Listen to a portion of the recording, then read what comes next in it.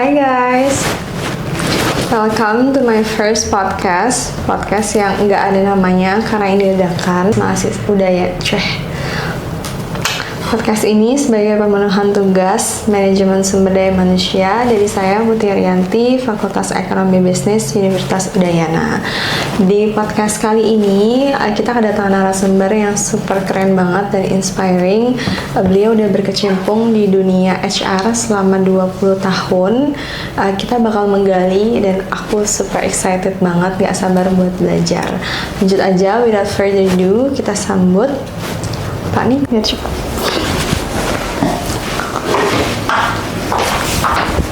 Pakai ini nggak? Kasih bulu-bulu nggak masalah ya? Udah lah, nggak usah. Hihi, malu. Kita bantu-bantu ya Om? Iya.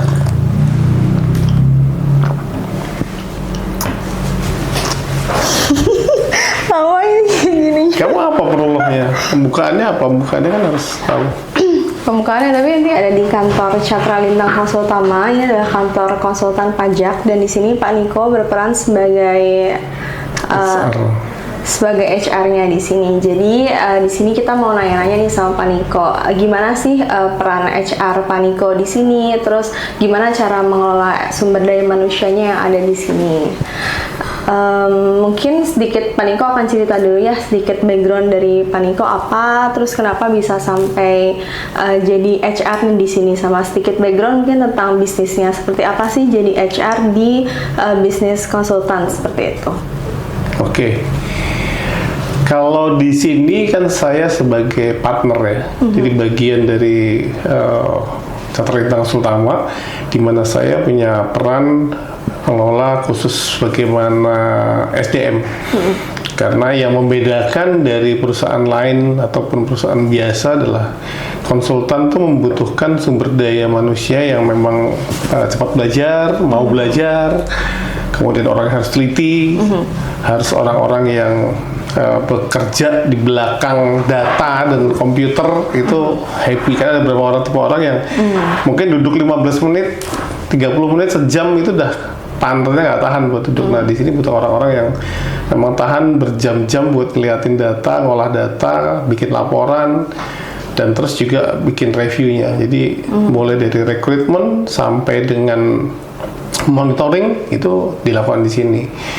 Jadi mulai dari rekrut itu biasanya kita sudah memang secara spesifik memilih tipe orang tertentu memang yang cocok dan sesuai dengan Cakra.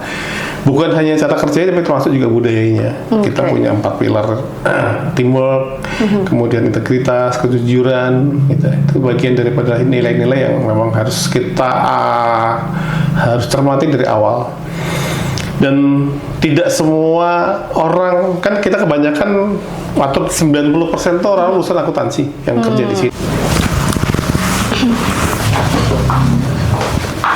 Kan harusnya kamu yang perkenalkan saya siapa, gimana, kenapa kamu milih saya jadi narasumber kan? Udah, oh gitu. Iya. Tadi tuh aku kan pengen opening gitu kan, dia aku bilang kayak gitu, tapi nggak detail kayak gitu. Nanti kalau mungkin boleh Pak perkenalkan diri gitu ya, atau aku kayak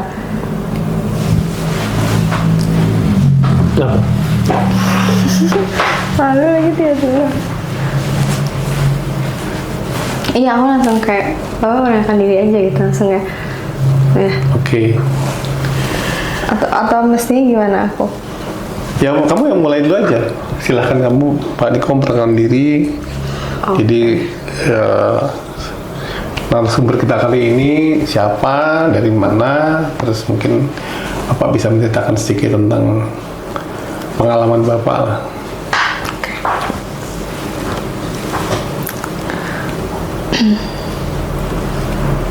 Bentar Kak. Gue kenceng-ngesnya lagi.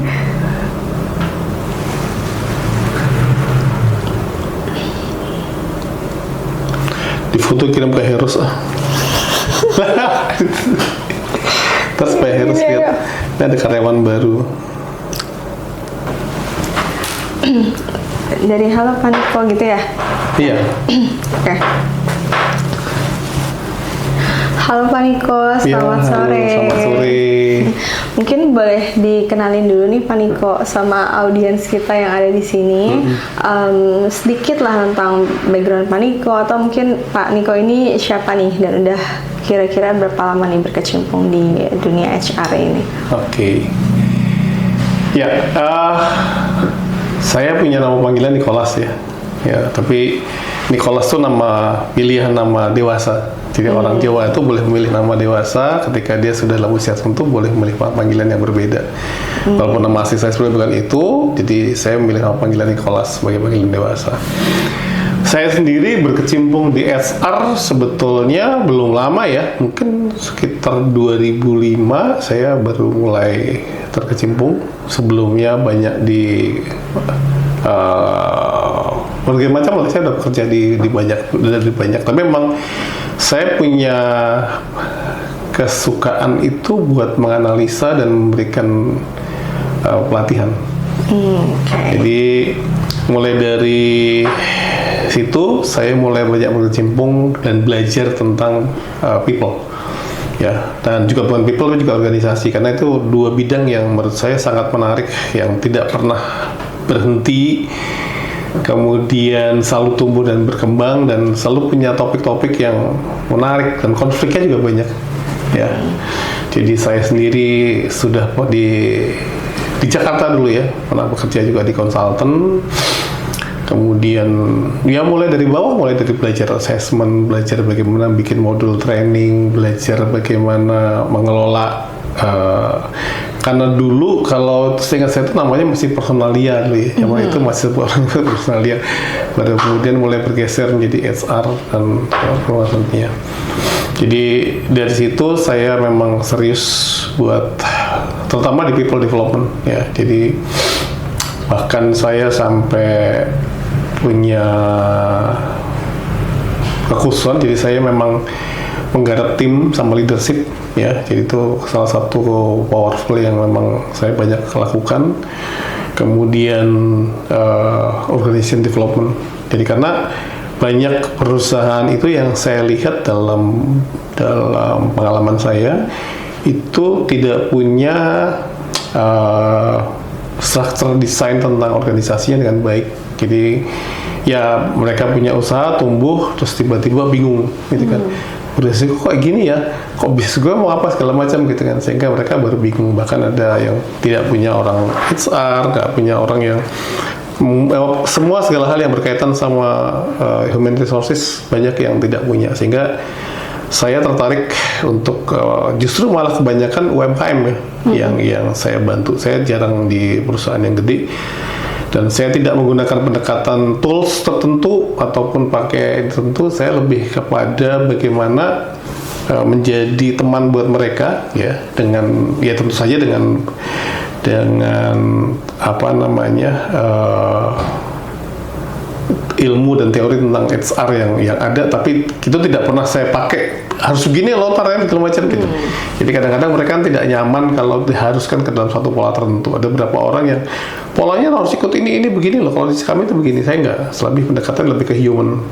Jadi apa sih kebutuhannya gitu kan. Jadi termasuk ketika saya juga, karena saya banyak berangkat dari konsultan ya, jadi saya memang lebih banyak coaching dan mentoring bahkan di perusahaan sendiri yang saya pegang itu saya tetap pakai prinsip coaching dan mentoring gitu. Kenapa?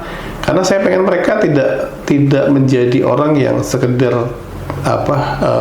melakukan, tapi mereka harus tahu apa sih, kenapa sih mereka melakukan itu, dan saya ajak mereka untuk berpikir gimana sih harusnya gitu loh, sehingga ya timbul iklim yang positif, timbul iklim kerja yang proaktif, sehingga perusahaan juga akan pasti kan punya dampak yang positif ke pertumbuhannya perusahaan.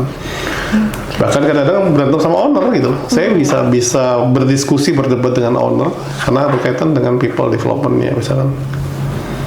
Gitu. Oke, kalau kita tarik mundur nih Pak ke belakang selama pengalaman selama 20 tahun ini, kan pasti kalau dari teori MSDM udah banyak lah ya teorinya.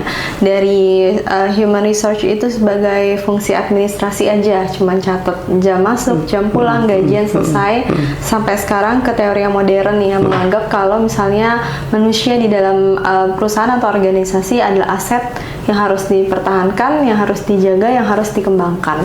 Nah, terus kan Pak Niko juga berarti sudah lewat lintas generasi nih, dari generasi X mungkin milenial sampai baby boomers sudah lebih jauh ya.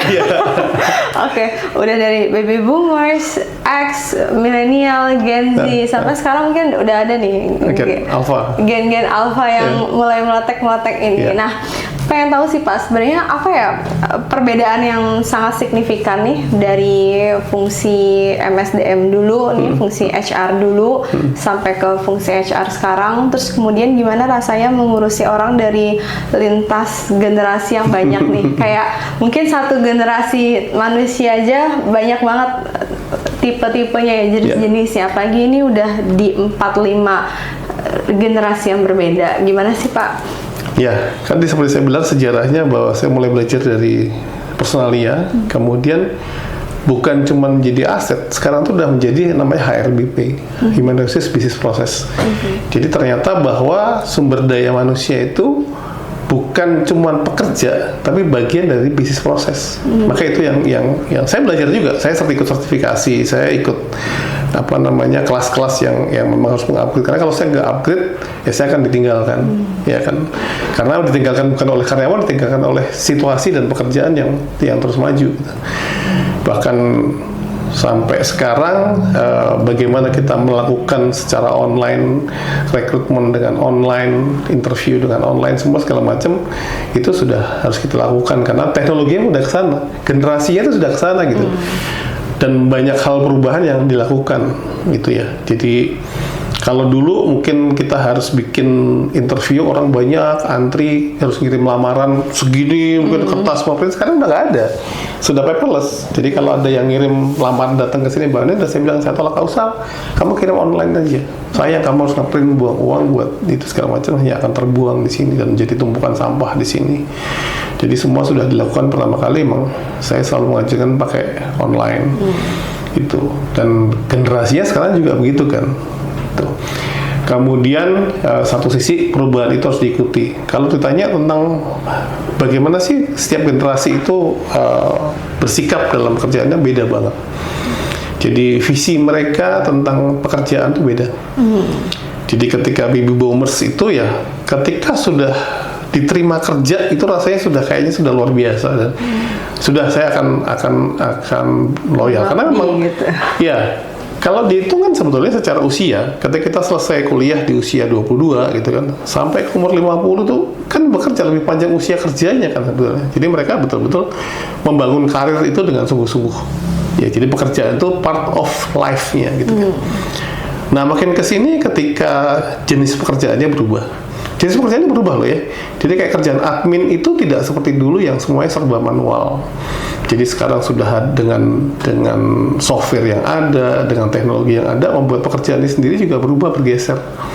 Sehingga kebutuhan orangnya juga akan berbeda. Contoh paling gampang dan lucu ya mungkin ya, ketika komputer masuk lah, dulu masih pakai disket ya. Orang itu sampai orang admin bisa bilang gitu, disketnya jangan saling nempel, ntar ketularan virusnya gitu kan. Itu generasi dulu kan. Generasi sekarang udah gak akan mungkin ngomong gitu kan. Ngomongnya udah beda. Ini gue bisa bikinnya pakai apa? Kenapa gue mesti lama? Kayak Excel aja ya, gitu kan. Excel yang kita dipunyai sekarang sama zaman dulu masih Lotus, terus kemudian Excel yang lama sekarang udah beda banget. Excel sekarang itu udah menjadi sebuah magic tools yang membuat kerjaan HR tuh jadi punya basic pengetahuan dan memang punya skill dan sekolah akuntansi. Tapi tidak semua orang bisa bekerja di konsultan. Jadi itu yang memang harus dicermati dari awal. Nah, saya sendiri kan pasti akan memantau mereka secara periodik, mulai dari pekerjaannya, kemudian beban kerjanya. Itu yang harus kita pantau dan kita monitor sampai kita bisa melihat bahwa orang ini performanya bagus atau enggak. Jadi harus kita nilai sampai ke bonusnya, sampai ke tawarannya seperti apa, itu yang saya simpulkan, Panico ini melakukan semua fungsi SDM ya, dari mulai planning, job description, job specification, sampai ke pelepasan SDM itu sendiri ya, di akhirnya untuk resign atau keluar dan lain-lain gitu. Nah, kalau dari Panico sendiri, apakah memang Panico backgroundnya orang manajemen nih atau orang SDM nih, atau udah berapa lama sih Pak berkecimpung di pengelolaan sumber daya manusia ini gitu? Ya, kalau dibilang SDM sebetulnya backgroundnya bisa apapun ya, selama dia menyukai dan memiliki sense terhadap orang, people, karena kita ngurusin orang, bukan cuma ngurusin sistem, bukan cuma ngurusin penggajian, bukan hanya mengurusi absensi dan sebagainya, tapi dibalik itu adalah bagaimana kita memanage sekumpulan orang supaya sekumpulan orang ini bisa menjadi sources yang memang buat perusahaan jadi maju. Itu kuncinya di situ. Saya sendiri lulusan dari Fakultas Ekonomi, ya kan. Terus saya sudah lama menjadi trainer karena memang saya menyukai buat mengajar dan memberikan people development, sehingga itu yang membuat saya mengambil peran ini di Catra Lintang, karena kita berbagi tugas dengan yang ada. Jadi ada 2 pimpinan di sini. Saya lebih kepada pengembangan usahanya, pengembangan orangnya.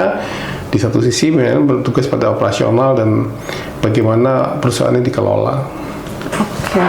Berarti sebenarnya sekarang udah sangat sejalan ya dengan manajemen sumber daya manusia strategik, di mana kalau misalnya kayak Michael Armstrong bilang kan, di perusahaan itu bukan lagi menganggap manusia sebagai beban, tapi manusia sebagai aset yang memang diberdayakan, yang memang dibantu untuk manusia sebagai aset yang memang diperuntukkan untuk membantu kesuksesan sebuah usaha kayak gitu ya Pak ya. Berarti apakah di sini juga ngaco? Berarti sejauh mana nih Pak peran pentingnya SDM dalam membantu pengembangan Catra Lintang Konsultama nih untuk mencapai keunggulan kompetitif bisnisnya? Kalau orang kan menyebutnya sebagai human capital ya, jadi lebih populer sekarang bukan HR, bukan segala macam, tapi di sini kita masih menyebutnya sebagai HR, cuma hanya karena penyebutan istilah aja supaya lebih mudah. Karena kalau kita ngomongin human capital, ada banyak konsekuensi yang memang harus dilakukan, karena tidak hanya sekedar melabel menjadi human capital kan, tapi yang namanya capital itu kan ada banyak aspeknya yang bisa betul-betul dia bisa dianggap sebagai sebuah capital. Dan sebetulnya intinya gini, di sini itu suatu perusahaan yang tidak terlalu besar, tapi orangnya juga tidak terlalu banyak, tapi agile. Karena apa? Kita bekerja dengan deadline, bekerja sebagai problem solver buat klien kita. Kenapa sih kalau klien tuh mau memakai jasa dari Catra Lintang Konsultama? Karena mereka punya masalah pasti kan. Betul. Nah, Catra Lintang harus bisa menjadi solusi buat mereka kan. Nah, kalau saya tidak punya orang-orang yang bisa menjadi solusi buat mereka, ya percuma dong mereka ada kerja di sini. Jadi orang kerja di sini memang betul-betul kita siapkan, kita bentuk, kita latih supaya mereka bisa menjadi solusi buat para klien. Ya kan, jadi kita kan memang ada akuntansi, ada perpajakan yang menjadi poin pentingnya yang dilakukan di sini, sehingga kita juga mewajibkan mereka untuk terus belajar, karena akuntansi lebih standar, saya tidak ada perkembangan yang terlalu cepat, tapi di pajak itu perubahan cepat sekali dan aspeknya sangat banyak sekali. Kalau dia tidak suka membaca, tidak suka belajar, lambat dalam memahami peraturan, salah membaca peraturan, tidak teliti, karena ada banyak aspek yang harus diperiksakan. Pekerjaannya banyak, ada rekonsiliasi dan ada nanti ngitung PPN, PPH, macam-macam banyak. Jadi setiap staff kita yang kita ada levelingnya ya. Jadi ada staff junior, senior, supervisor, manager. Di kita emang belum ada orang yang berusaha buat sampai ke posisi. Karena kita cuma sekarang itu ada 10 orang yang bekerja. Ya kan, dan setiap orang itu harus bisa memegang 4 sampai 5. Mungkin kita targetnya bisa sampai 8 ya, tapi kita belum berhasil sampai membawa itu sampai ke sana karena memang cukup kompleks dan cukup rumit yang harus dilakukan. Setiap perusahaan punya permasalahan masing-masing. Jadi ketika dia pegang 3-4 klien, ya dia harus punya 3 cara berpikir mengenali kliennya siapa, kenapa begini. Itu yang kita ajak mereka. Sehingga mereka harus belajar terus. Jadi kita rutin karena kebetulan pimpinan kami juga anggota dari IKPI, ya, Ikatan Konsultan Pajak Indonesia, yang punya program pelatihan yang rutin terus. Itu semua staf wajib ikut karena update peraturan, ya.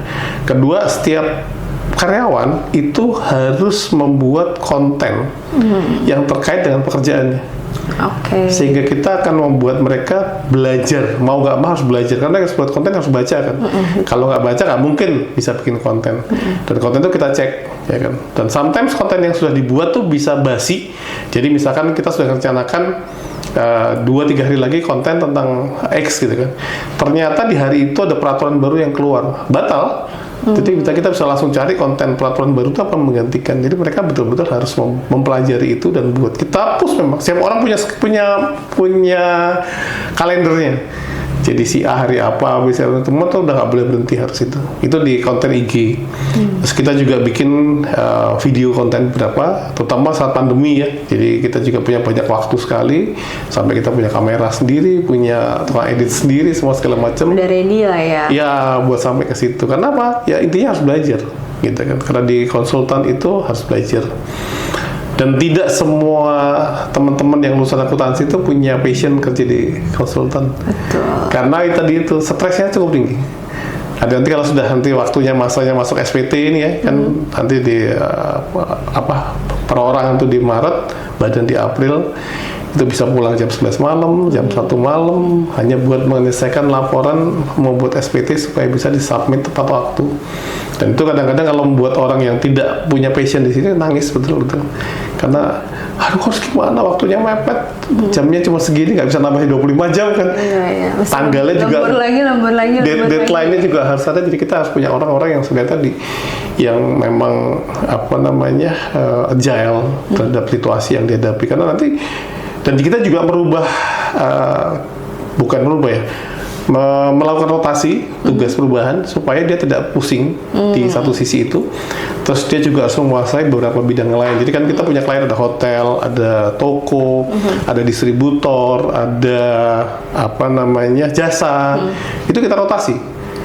Jadi mereka juga harus belajar tentang bidang yang lain. Jadi nggak mau tahu, gue cuma pegang ahli di hotel, lo ahlinya di jasa gitu. Nggak, kita harapin mereka bisa paham semuanya. Kenapa? Karena kita tidak pernah menganggap mereka itu sebagai karyawan yang ya lo cuma jadi orang yang sekedar bekerja gitu.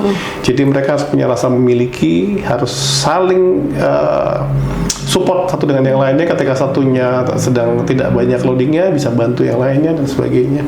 Kenapa begitu? Karena kita berharap bahwa Charter Lintang ini nanti ke depannya kan saya dan mungkin pimpinan juga nggak akan bisa terus handle pekerjaan bebannya paling banyak, sehingga ini mereka kan bisa menjadi lapis kedua yang memang menjadi tulang punggungnya Catra. Jadi kita sudah ada rencana nanti siapa yang akan jadi partner berikutnya. Karena partner tuh dia berarti dia harus kapabilitasnya sudah cukup bagus, bisa handle klien dengan jumlah yang banyak, kemudian bisa mereksa, tidak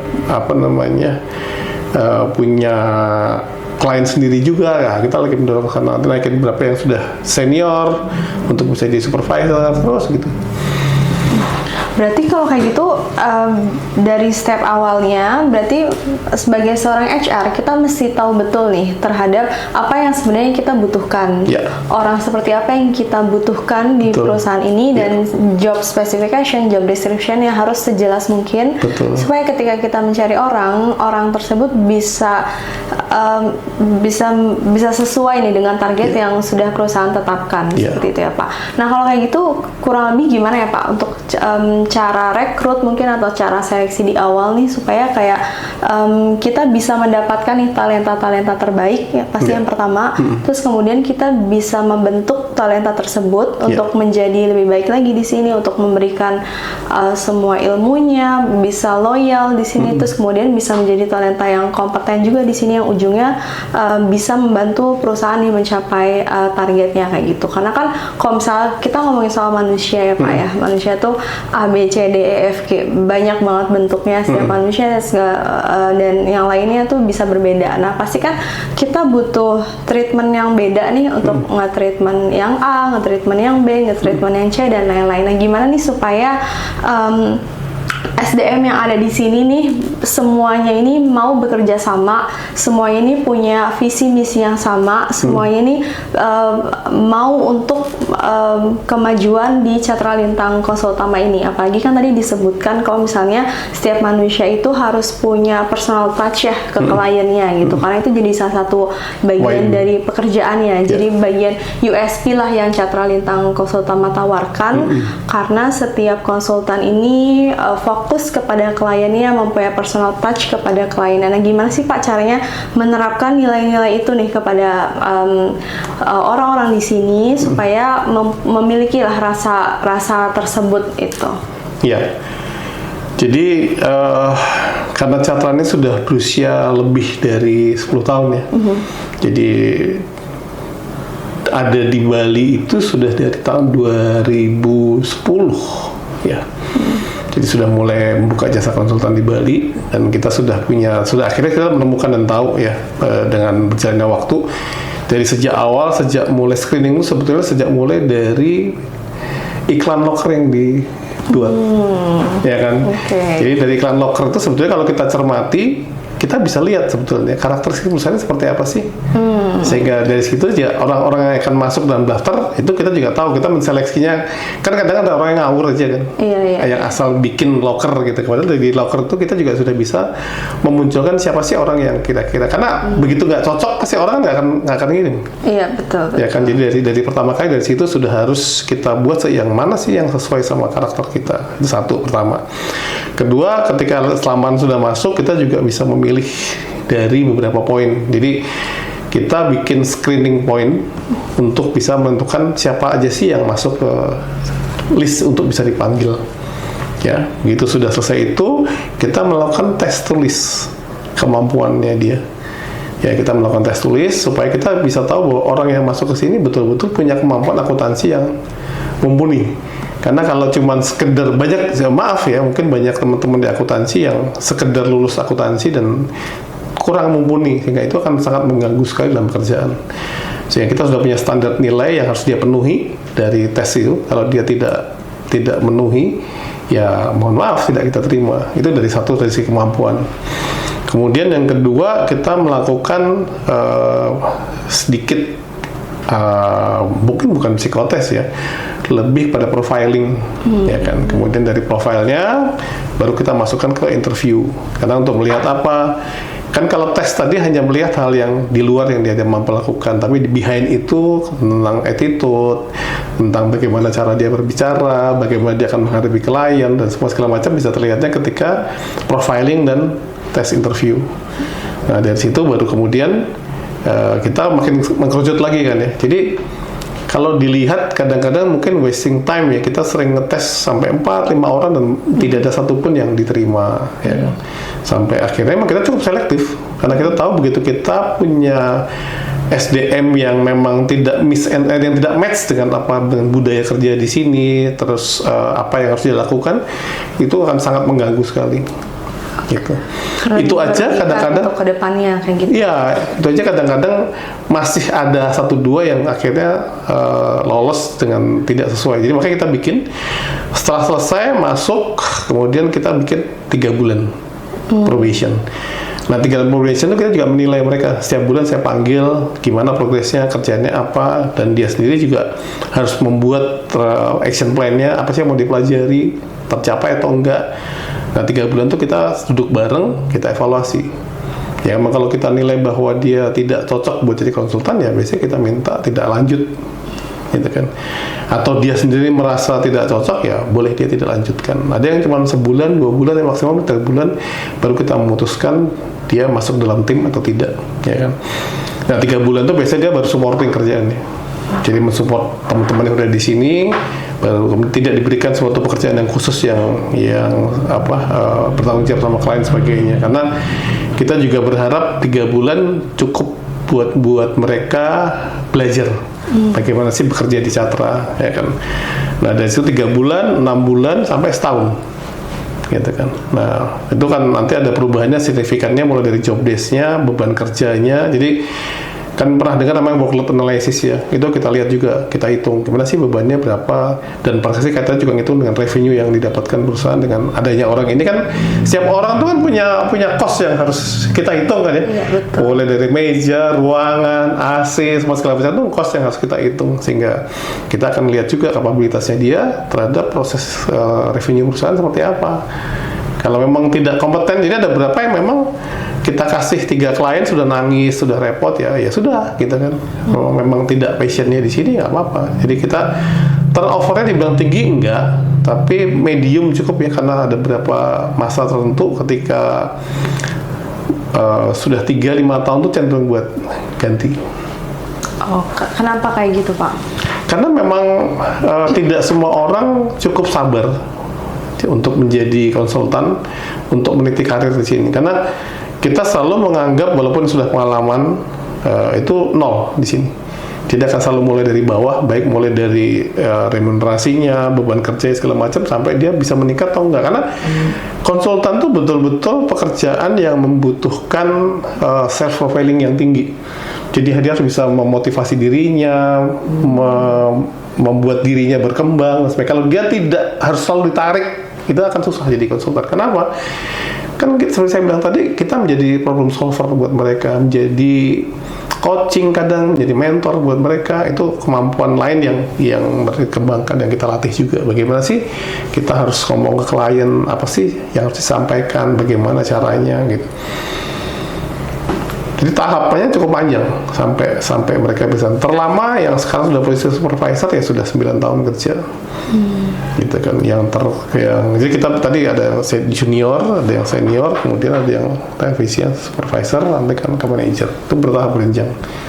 Jadi kita nilai sampai mereka bisa naik level itu enggak, bebannya tambah naik gitu. Oke, berarti bisa dibilang di Catra Lintang Konsultama ini untuk di awal itu memang dari proses rekrutmen dan seleksinya itu dibuat seketat mungkin, sekerucut mungkin untuk mendapatkan talenta terbaik sesuai yang diinginkan sama perusahaannya. Berarti kemudian setelah itu perusahaan juga melakukan untuk training dan development ya. Kayak tadi kan sudah sempat disebutkan kalau misalnya salah satu nilai yang sangat value yang diperhatikan oleh perusahaan adalah talenta yang ingin belajar, ingin terus upgrade ilmu dan merasa kurang terus nih, sehingga dia harus terus belajar dan upgrade. Apalagi untuk di peraturan pajak ini kan kita tahu ya, kayak tiap bulan atau tiap ada menteri ganti, peraturan berganti seperti itu ya Pak ya. Berarti kita untuk value yang di ngaco kita ulang lagi dari mana ya? Tadi kan terlalu bagus nih, aku bingung. Jadi apa ya? Oh, ada series lagi. Oke. Berarti memang value yang apa ya Pak bahasanya? Yang jadi budaya kerja di sini ya. Budaya kerja ya. Iya, kita ada empat value gitu. Integritas, kejujuran. Bentar dulu Pak, bentar. Nanti aku tanyain dulu.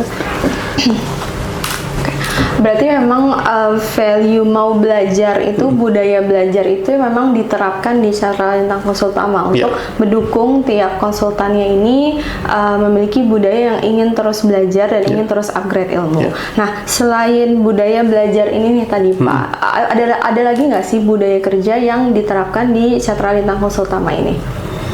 Ya, kalau belajar itu kan terkait salah satu value kita yang namanya terpercaya. Jadi ya tadi itu karena kita harus jadi problem solver. Jadi konsultan itu kan problem solver, jadi harus terpercaya, jadi harus belajar. Kemudian jujur. Ya, jadi sometimes ada godaan lah buat kita melakukan cheating dalam laporan kita dan apa semua segala macam gitu.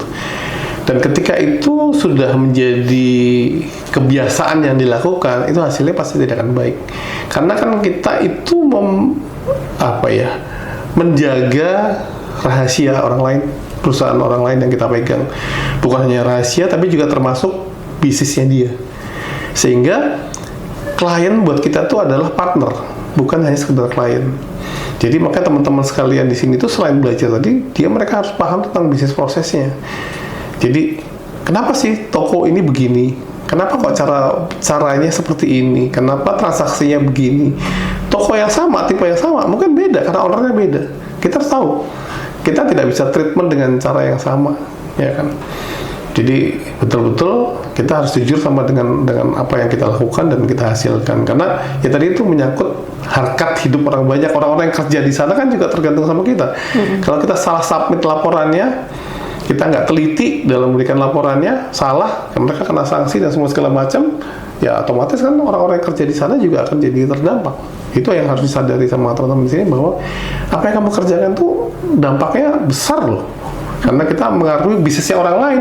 Dia udah capek kerja ya, kalau di klien misalkan ya, udah kerja capek-capek terus kemudian harus hancur karena kesalahan kita gitu kan, fatal juga gitu. Terus selain dari jujur, teliti, terpercaya, integritas. Ya harus betul-betul merasakan bahwa tugasnya yang dia lakukan this is my company gitu. Kalau dia tidak merasakan feel itu, cuman sekedar asal mengerjakan, ya jadinya nanti itu tidak akan bagus dan tidak akan berdaya guna. Kenapa? Ya karena tadi itu kita kerjain bisnis orang lain, kita part of their business gitu. Kita jadi partner, mereka tuh partner ya buat kita gitu, mitra. Jadi kalau kita bisa buat mereka jaga dengan hasil pekerjaan kita, bisnisnya bagus, kita juga ikut dengan bagus gitu. Nah, ini pertanyaan yang paling penting, Pak. Gimana sih caranya menerapkan ya nilai-nilai tersebut? Gimana caranya supaya setiap SDM yang masuk ke sini, konsultan atau bukan, itu bisa mengikuti budaya kerja yang ada di sini, terus bisa kayak tadi nih, memiliki rasa ingin belajar, terus kemudian punya sense of belonging-nya gitu. Which is kan kita tahu kayak gak segampang itu ya untuk menerapkan rasa-rasa itu kepada SDM yang kerja kayak gitu di sini. Nah, gimana sih Pak caranya menerapkan supaya SDM tersebut tuh tahu gitu dan bisa mengikuti budaya kerja yang ada di sini? Oke. Jadi karena memang kami ya owner di sini dan saya sendiri harus juga sangat menyukai dengan training dan people development, sehingga secara rutin kita bikin sesi sharing. Ya kan, sharing itu tidak hanya soal pengalaman, tapi juga bagaimana sebetulnya sih kita mendevelop diri kita, sudah cocok atau belum, bagaimana. Itu yang pertama. Kedua, kita punya meeting ataupun briefing di setiap minggu di Senin pagi. Ya kan, kita akan melaporkan apa yang kita lakukan, kemudian apa yang mau dilakukan, terus ada kesulitan apa dan sebagainya. Jadi kita akan ngobrol di situ. Terus yang ketiga, kita punya evaluasi tahunan, bukan tahunan, semester malah ya, evaluasi semester. Itu kita lakukan, kita ngelihat, jadi melibatkan semua. Kita tidak hanya di pimpinan, tapi juga melibatkan semua. Boleh ngobrol, boleh cerita, boleh tentang apa semua segala macam ekspektasinya, terus apa yang dihadapi, kemudian ya itu harapannya jujur. Jadi ada beberapa yang memang cerita, saya kok capek, lelah misalkan. Saya tuh pengennya buka warung, saya kerja di sini tuh saya cuman sebagai proses saya, ada apa-apa gitu. Jadi ya akhirnya kita tahu kan, oh kita harus nyiapin orang, kita harus nyiapin ini. Oh saya kok belum bisa tentang ini ya Bu ya, atau Pak belum bisa tentang ini, ya sudah kita siapkan media buat belajarnya gimana. Jadi itu kemudian kita punya acara-acara tahunan, bisa di ulang tahunnya kantor, bisa di 17 Agustus atau di momen lain. Itu kita bikin semacam kompetisi, ya kan, yang sifatnya cuman gathering, membangun kebersamaan, membangun semangat kerja dan sebagainya, atau justru malah membuat mereka terpacu buat belajar lebih. Jadi kita bikin, kayaknya misalkan kita pernah bikin video konten lomba buat staff tentang satu topik masalah gitu. Bagaimana kamu bisa memunculkan ini dalam sebuah konteks yang menarik gitu kan. Itu sehingga mereka juga akhirnya berinteraksi, dan kadang bisa lombanya bisa individu, bisa bisa tim. Jadi itu reguler, setahun kita setiap kali pasti secara tiba-tiba bisa kita bikin. Jadi mereka memang kita push, kita ajak mereka ke suatu titik. Ini loh, kalau kamu berkembang ya, tanpa mereka harus dipaksa, dipush ya. gitu. Oke, berarti sebenarnya kuncinya adalah untuk melibatkan SDM yang ada dalam setiap evaluasi, terus kemudian mendengarkan mereka dan melibatkan mereka dalam setiap keputusan yang ada ya, sehingga mereka merasa mereka juga dilibatkan dan menjadi bagian di bisnis ini, sehingga kemudian bersama dengan gathering dan lain-lain, rasa sense of belonging itu juga tumbuh. Kayak mereka juga merasa didengarkan, mereka juga merasa memiliki di sini. Terus kemudian ada nggak cuma stres-stres kerja aja nih, tapi juga ada event-event, karena saya lihat juga banyak jalan-jalan ya keluar negeri. Nah, kalau jalan-jalan tuh insentif ya. Rewardnya Ya, jalan-jalan rewardnya ya itu salah satu cara kita buat menaikkan. Jadi bukan sekedar jalannya. Jadi ketika kita punya pengalaman pergi ke luar negeri, itu kan menaikkan rasa percaya diri, menaikkan value-nya dia, bahwa dia punya experience, punya pengalaman seperti ini, bahwa perusahaan appreciate terhadap apa yang mereka lakukan. Dan karena beda sekali, ya kalau kan ada istilah main lo kurang jauh gitu kan. Nah, kita ajak mainnya yang jauh, supaya dia tahu di luar tuh nggak cuma di Bali hidupnya gitu loh. Di luar Bali itu kayak apa sih, di luar negeri kayak apa sih? Ya itu membuat perspektif mereka menjadi lebih luas, lebih berani. Kadang-kadang kalau orang kan di luar negeri kan beda sekali dengan di sini ya. Iya. Jadi sehingga mereka juga mau nggak mau harus mengekspand kemampuan dirinya buat gini. Itu yang kita harapkan. Jadi bukan cuma sekedar pergi jalan-jalan berwisata, enggak, tapi karena mereka bikin konten. Jadi jangan salah. Sebenarnya terselubung ya. Bukan terselubung lah.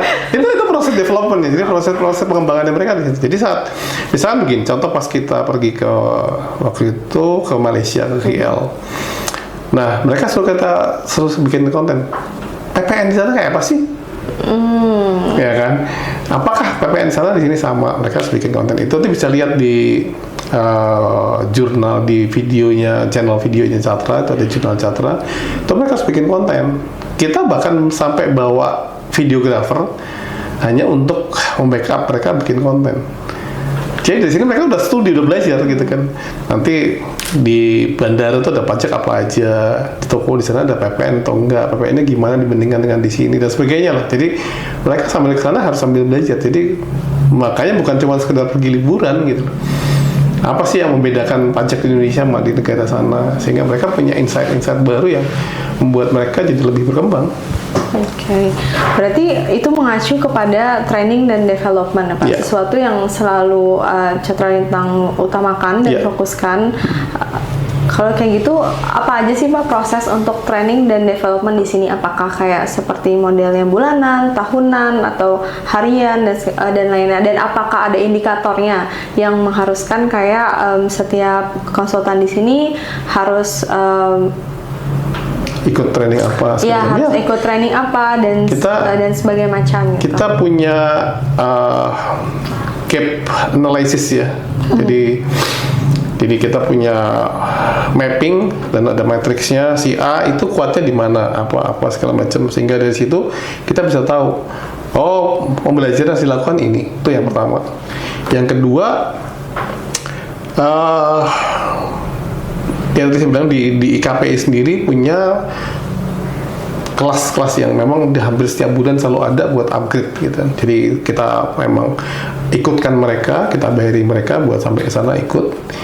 Kemudian yang ketiga, kita juga kadang nanya sama mereka, kamu belajar apa sih? Jadi kayak yang belum brevet ya kita ikutan brevet, itu free dibayar kantor. Kemudian ada yang ikut ujian sertifikasi konsultan pajak OSKP, itu punya A, B, C. Itu kita challenge mereka. Kalau mereka belum siap ya sudah. Tapi kalau mereka mau betul-betul menjadi konsultan, kamu harus OSKP A, B, C, kita bayarin. Gitu loh. Jadi memang itu bagian komitmen dari perusahaan buat ngajak mereka untuk maju. Jadi mereka nggak usah mikir, untuk OSKP lumayan ya, gitu. Biayanya kan. Nah itu kita support mereka. Nah kalau kayak gitu kan berarti ada biaya yang harus disiapkan ya Pak, biaya tertentu untuk post training dan development di sini. Berhubung mungkin karena industrinya juga konsultan, berarti training dan development merupakan bukan hal yang penting. Banyak nge-lag-nya. Oke. Karena di industrinya konsultan, berarti people dan training development itu merupakan hal yang penting, Pak. Nah, gimana untuk cara aturnya sih Pak dalam sebuah bisnis konsultan nih, kayak mungkin berapa persen yang harus disiapkan untuk training dan development, dan gimana kalau misalnya nih udah di training nih, udah bagus nih segala macam, terus tiba-tiba keluar misalnya, itu kan pasti ada biaya yang dikeluarkan juga, terus kemudian orangnya keluar, dan itu gimana Pak cara untuk mengukurnya, cara untuk mengukur biaya tersebut? Oke.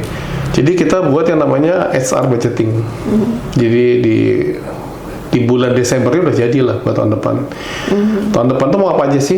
Jadi kan seperti tadi, karena kita sudah punya matriksnya, kita tahu training apa dan bagaimana harus dilakukan, dan prediksi ke depan tuh akan seperti apa sih. Tapi peraturan pajak kan nggak bisa diprediksi ya, tapi kalau kita tahu lah, oh si A ini kurang kuat di sini, kan di sini. Jadi kita ngasih mereka juga, lo mau training apa sih? Kalian mau training apa yang perlu kalian lakukan? Ini. Oke. Bahkan kadang-kadang kita sampai mengundang narasumber ke sini. Satu contoh paling gampang, itu kita melatih mereka cara berpakaian. Ada istilahnya, saya agak lupa. Jadi gimana sih cara berpakaian ketika ketemu sama klien, ya kan? Ya mohon maaf, tidak semua orang terlatih untuk itu. Satu, mulai dari baju yang dipakai, cara berpakaiannya gimana, sepatu, celana, dan yang paling ini mungkin agak sedikit lucu, tapi memang banyak terjadi, bau badan misalkan. Banyak orang tidak bisa memanage itu. Ya kan? Nggak sadar ya? Nggak sadar. Apa jadinya kalau kita seorang konsultan datang ke klien dalam kondisi yang lepek, bau, berkeringat, bau matahari, padahal naik motor gitu kan. Apa yang harus dilakukan? Itu kita latihkan. Jadi kita juga punya seragam. Akhirnya karena kita kan harus tampil perform di hadapan klien tuh meyakinkan kan ya, terpercaya, integritas, kan salah satunya penampilan.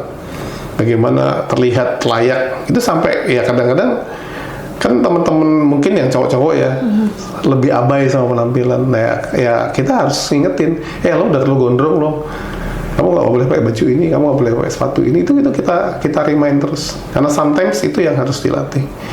Itu terus ya, tadi itu hal-hal yang penting yang kecil-kecil, misalkan kamu pergi ke klien naik motor cukup jauh sini ke Nusa Dua, gimana sih supaya tampil ketika sampai di sana, apa yang saya melakukan supaya tidak kelihatan seperti orang naik motor jauh, kepanasan dan semua segala macam. Itu harus dipersiapkan supaya mereka tetap tampil terpercaya di hadapan itu. Kalau nggak menarik dan mungkin membuat klien nggak nyaman, kan juga mau konsultasi, mau ngobrol juga susah.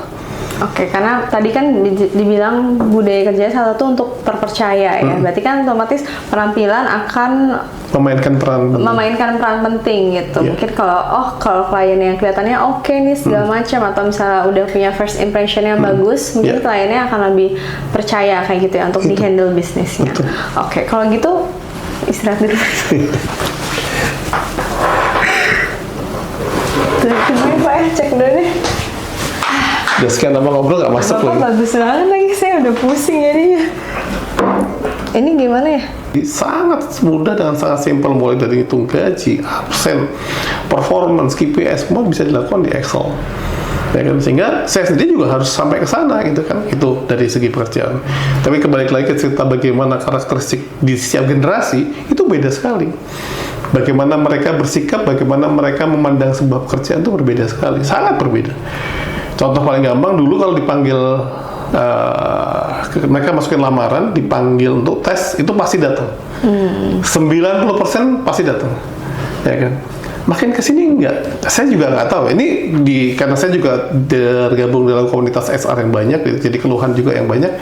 Kok sekarang orang begitu ya, anak-anak sekarang itu ketika ngirim lamaran, kayak cuma asal kirim, ketika dipanggil nggak ada respon. Bukannya nggak respon, di WA juga tidak respon.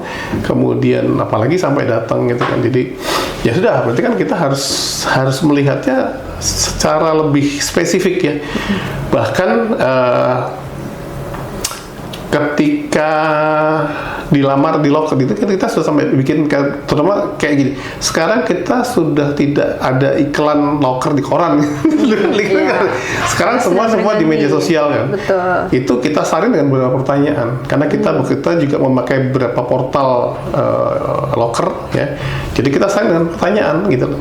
Jadi misalkan apakah Anda berniat betul-betul mengikuti lowongan ini, apakah Anda bersedia buat datang, itu sampai kita bikinin pertanyaan itu untuk ya tadi mengantisipasi bagaimana perbedaan teman-teman muda ini melihat sebuah pekerjaan. Jadi kalau sementara kesimpulannya kerja ini jadi kayak cuma sebuah pemenuhan apa ya, aktualisasi diri juga bukan kalau sekarang. Jadi lebih pada ya kalau saya udah selesai ya kerja, tapi kalau saya nggak perlu kerja ngapain saya harus kerja, ya kan?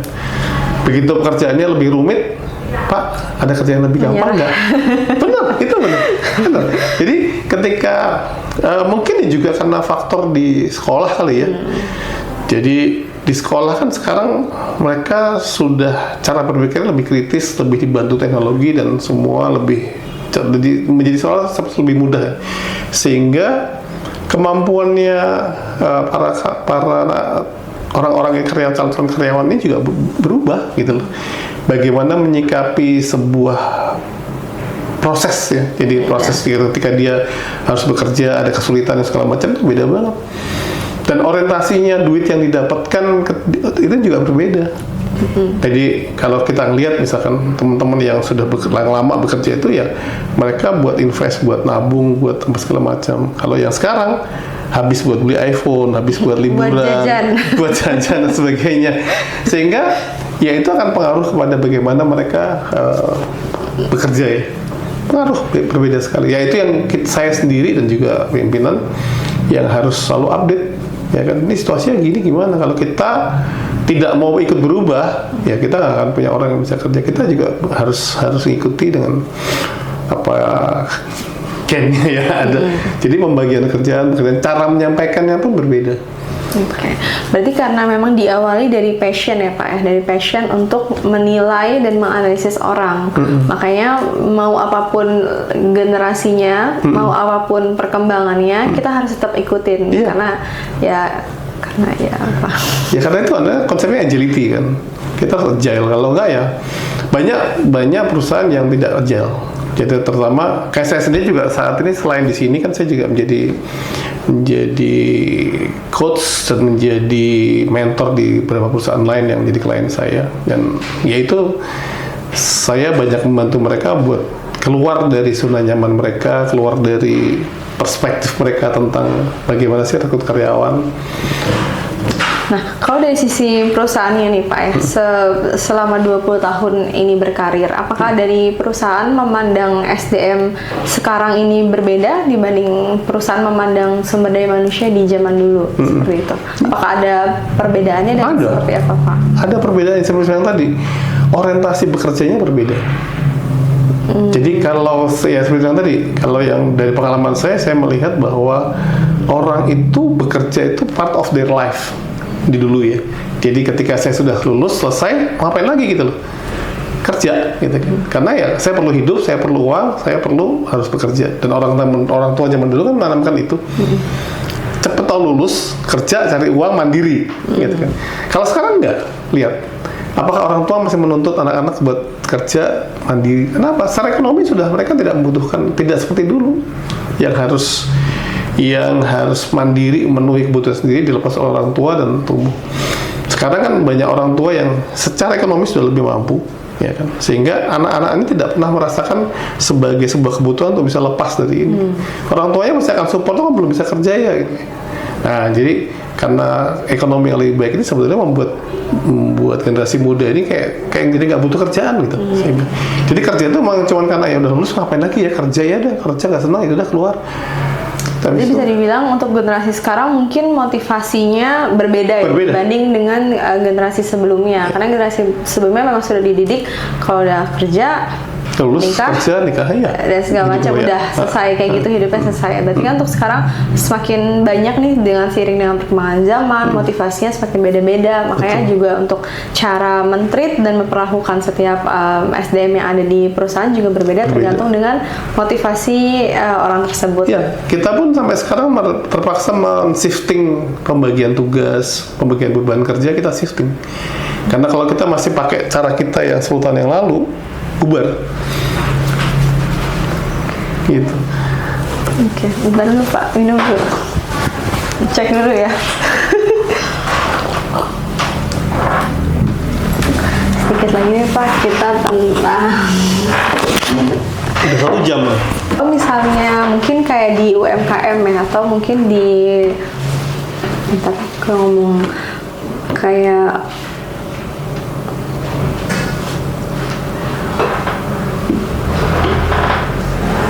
apa? Nah, Pak Niko, mungkin kalau di UMKM nih seperti bisnisnya aku punya sekarang kayak gitu, masalah manusia kan pasti selalu ada ya, kayak antara ada yang nyuri atau misalnya ada yang kabur nih, misalnya tiba-tiba atau tadi nggak masuk ke, nggak usah deh Pak Niko, itu jelek. Kasihan. Nah, Pak Niko, kalau misalnya kita ngomong lagi soal manusia nih, sebenarnya kan pasti bakal selalu ada aja nih problem di setiap industri ya. Nah, kalau misalnya problem manusia nih atau SDM di industri konsultan ini, khususnya di Citra Lantang itu seperti apa? Citra Lintang. Oke, ini Pak. Tunggu ya. Nah, Pak Niko, kalau misalnya untuk kita ngomongin manusia nih dengan berbagai jelek juga ya.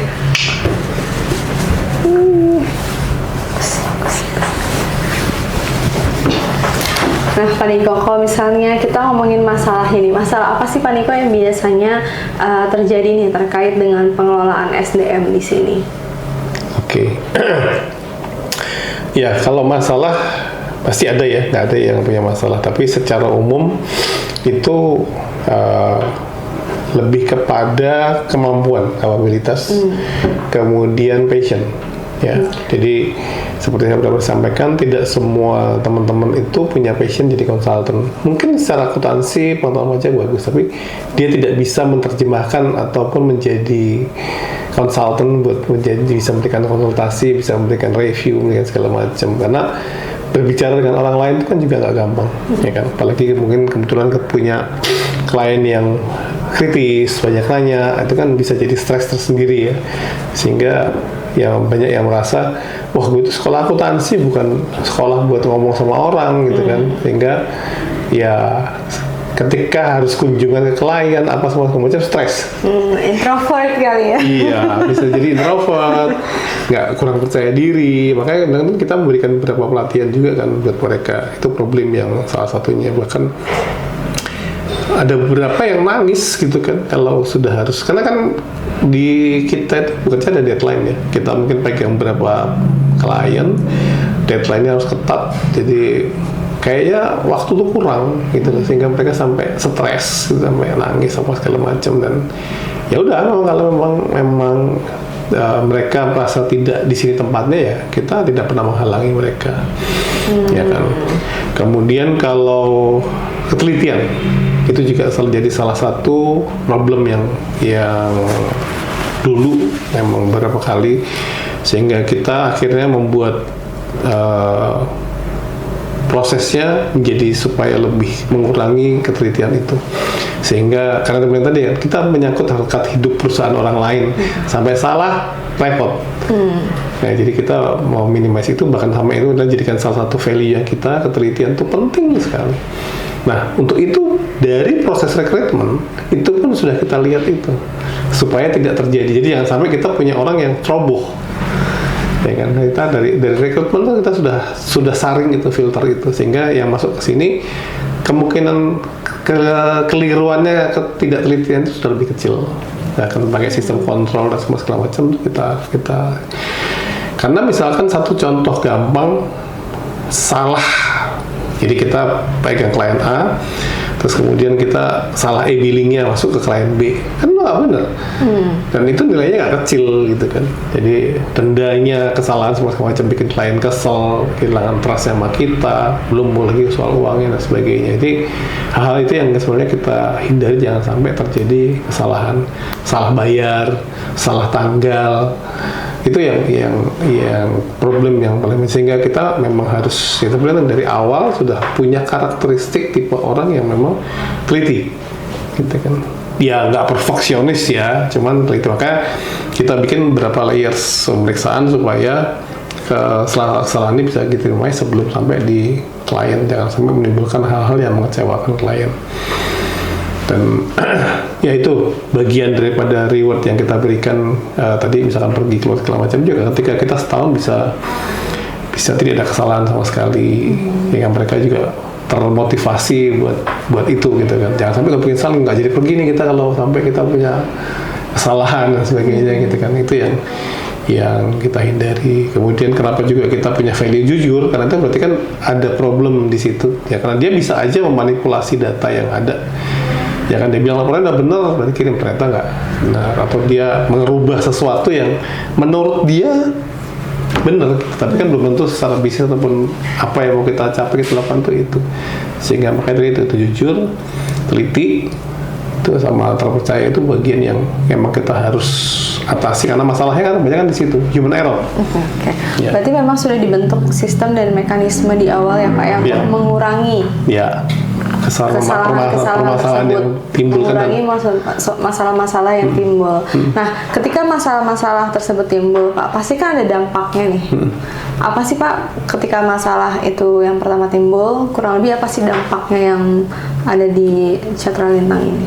Ya kalau dampak udah pasti fatal kan, itu kan ekspektasi klien memakai jasa kita itu kan dibantu supaya tidak terjadi kesalahan. Kalau sampai salah kan ya mereka kecewa. Artinya kita akan kehilangan bisnis gitu kan. Dan bisnis konsultan di konsultan pajak ini tidak boleh beriklan. Jadi kalau sampai ada satu suara jelek tentang Catra, itu pasti dampaknya akan banyak. Pasti akan, wah jangan pakai Catra deh, ini kacau semua segala macam. Nah, pasti akan ke sana, ya kan.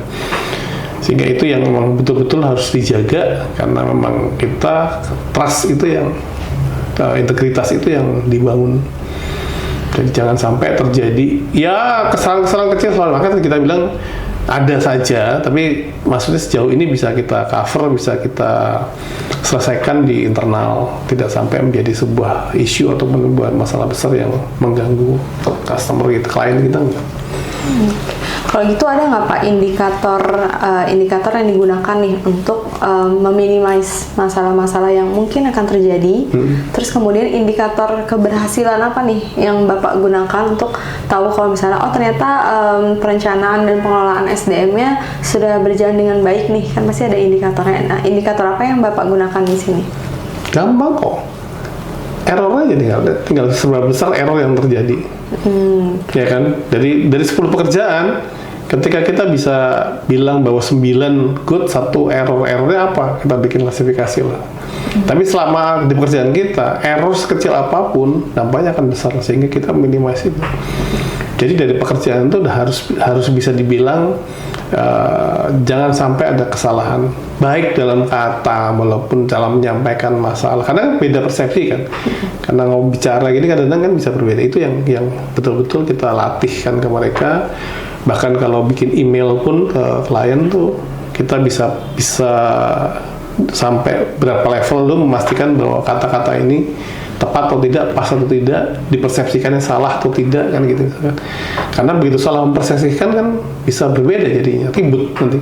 Ini kok begini ya, saya pernah apa begini. Nah, makanya sampai semua hal-hal semacam itu kita bukan diatur ya, kita buat supaya senyaman mungkin, sebagus, sebenar mungkin, supaya tidak menimbulkan banyak persepsi yang akhirnya dianggap sebagai sebuah kesalahan.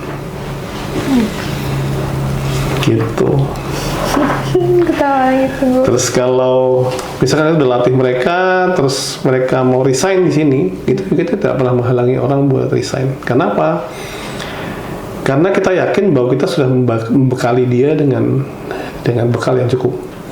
Jadi ketika dia merasa bahwa saya udah nggak di sini, saya sudah butuh tempat yang lebih berbeda, ya silakan.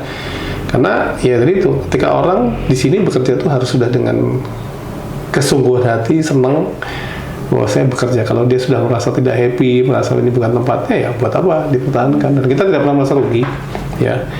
Karena apa?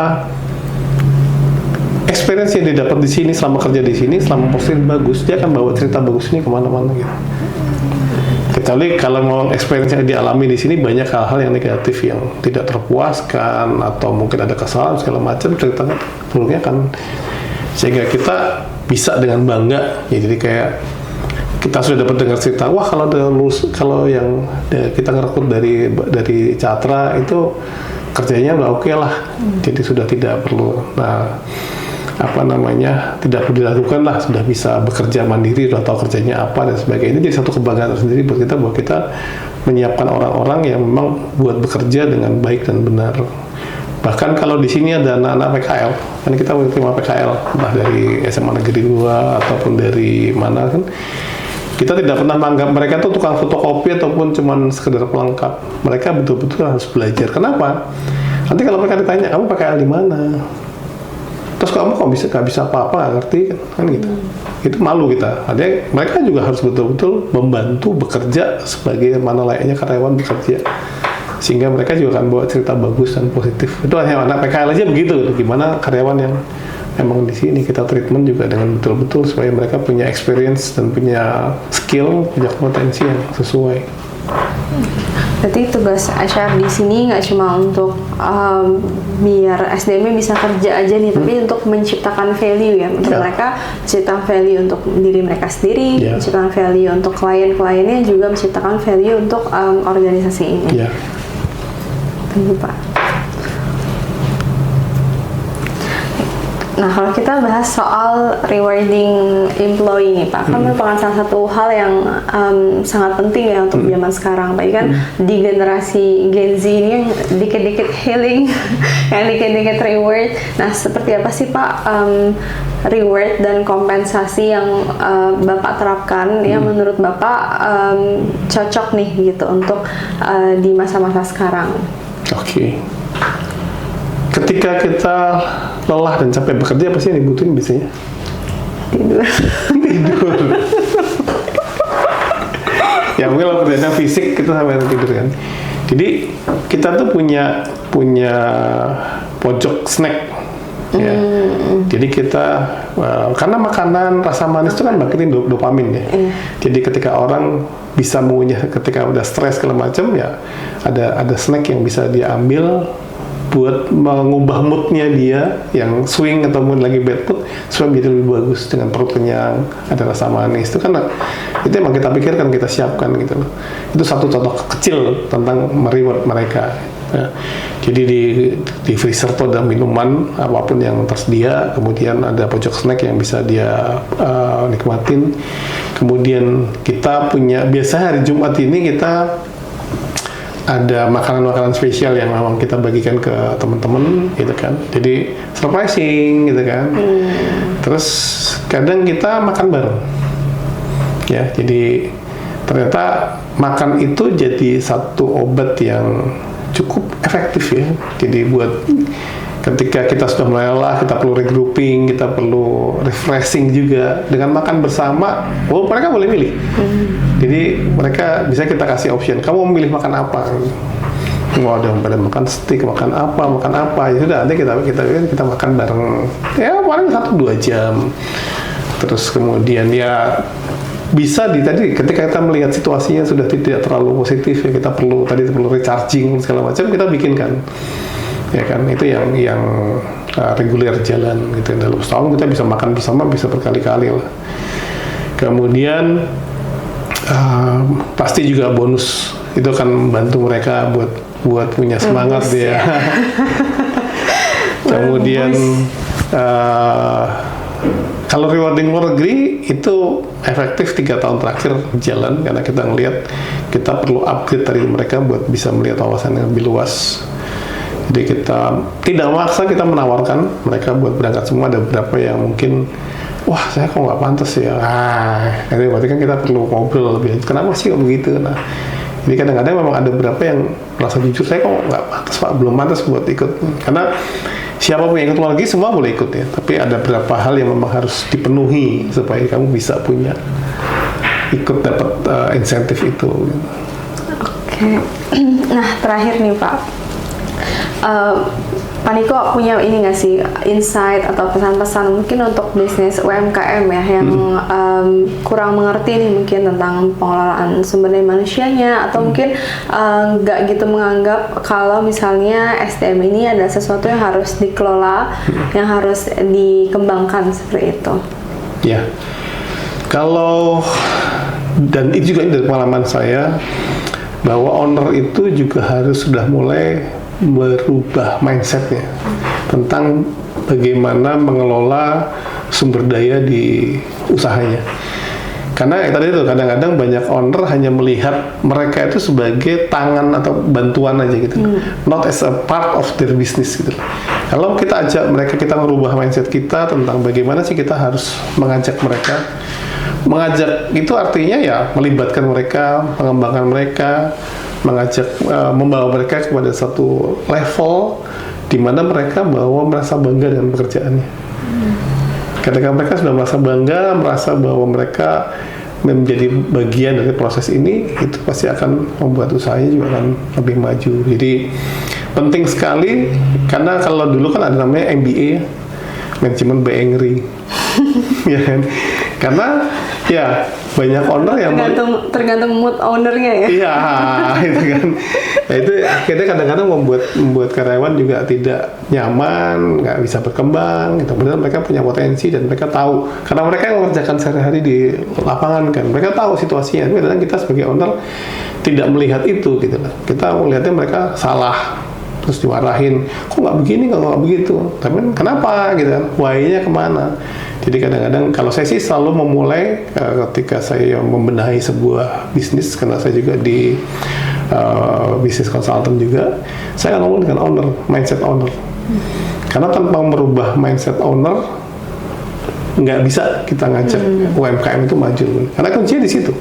Gitu. Kan ini kan bagian dari bisnis proses sebenarnya tadi kan. Jadi SR itu sekarang menjadi bagian dari bisnis proses. Nah, bisnis prosesnya gimana nentuin gitu. Nah, kalau mindsetnya di sini sudah salah, nggak pas, ya ini juga akan susah. Jadi kalau dilihat kebanyakan UMKM yang bisa maju, itu pasti mulai dari mindset ownernya yang banyak ke people development.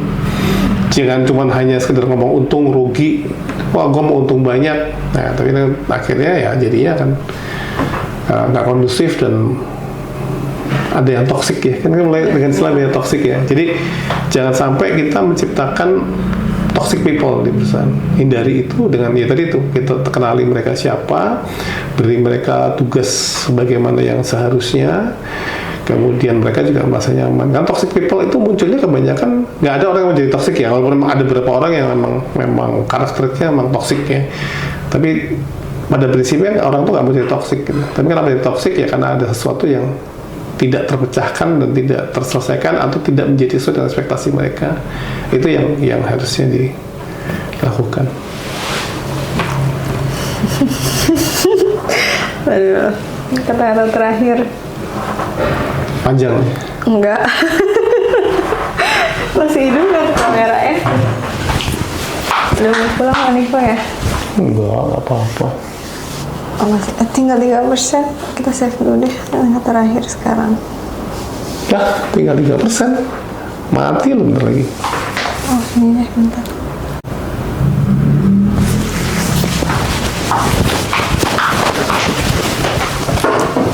Terakhir. Oke deh, Pak Niko, terima kasih banyak waktunya ya. Terima kasih udah sharing-sharing bareng kita di sini. Banyak banget pelajaran yang didapat, mulai dari tadi kita cara pandang manusia saat ini, terus gimana cara mengelolanya, mengembangkannya, dan juga tadi aku sangat tersentuh karena Pak Niko bilang kalau misalnya yang penting kita di sini udah berbuat yang terbaik, kita di sini udah ngajarin yang terbaik, dan kalau misalnya memang mereka keluar membawa ilmu, membawa sesuatu yang bermanfaat itu sebenarnya kebaikan juga buat kita kayak gitu, karena kita udah mengajarkan sesuatu yang baik yang kepada mereka, terus kita juga turut happy nih karena mereka juga membawa sesuatu yang baik dari sini kayak gitu. Terima kasih lagi Pak Niko waktunya, kesempatannya untuk belajar. Thank you guys udah dengerin. Apa lagi?